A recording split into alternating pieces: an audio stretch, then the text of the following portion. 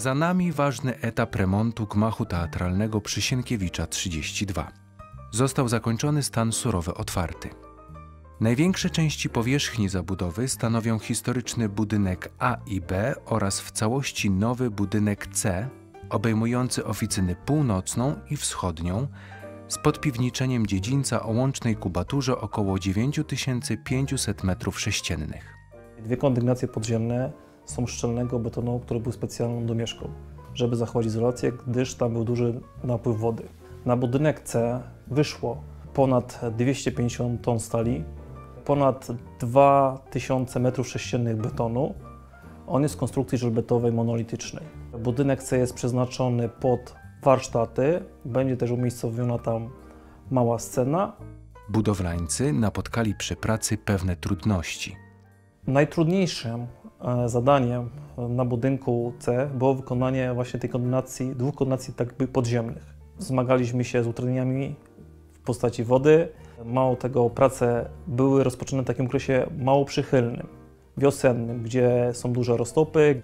By ustrzec się przed napływem wód gruntowych, został wykonany korek szczelny. Wykonywała to firma specjalistyczna, która wykonała taką przeponę z zaczynu cementowego, która jest zlokalizowana na gdzieś około minus 12 metrów w głąb, więc dość głęboko. Tą przeponę dociskają warstwy ziemi. Dodatkowo my jeszcze złożyliśmy, gdyż warunki były bardzo gruntowe i ciężkie, użyliśmy około 500 ton kruszywa drogowego w celu zastabilizowania zwierciadła wody oraz wyporności gruntu. Dodatkowo zmagano się z ograniczoną przestrzenią dziedzińca.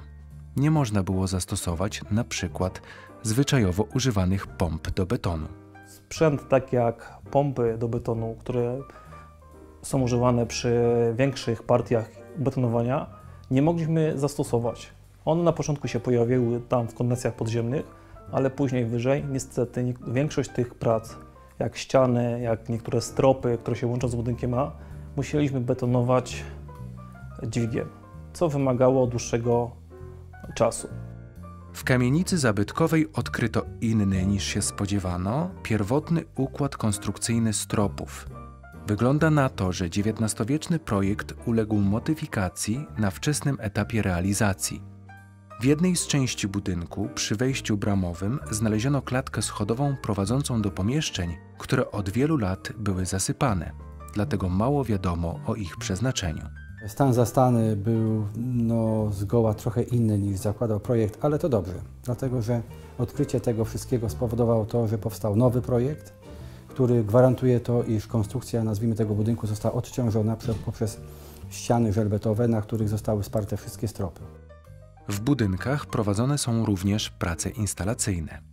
Przede wszystkim musieliśmy wykonać izolacje kurtynowe na zewnątrz budynku, izolacje termiczne, które spowodują to, żeby ocieplić piwnicę, i iniekcje, które po prostu odetną jeden poziom, nazwijmy, aby woda się nie dostawała do górnych partii budynku.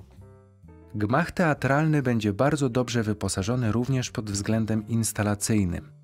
Zamontowany w nim zostanie m.in. BMS – Building Management System, czyli inteligentny system zarządzania systemami budynkowymi, który steruje funkcjami technicznymi budynku, co w praktyce oznacza na przykład możliwość zmiany temperatury jednego pomieszczenia z centrum sterowania.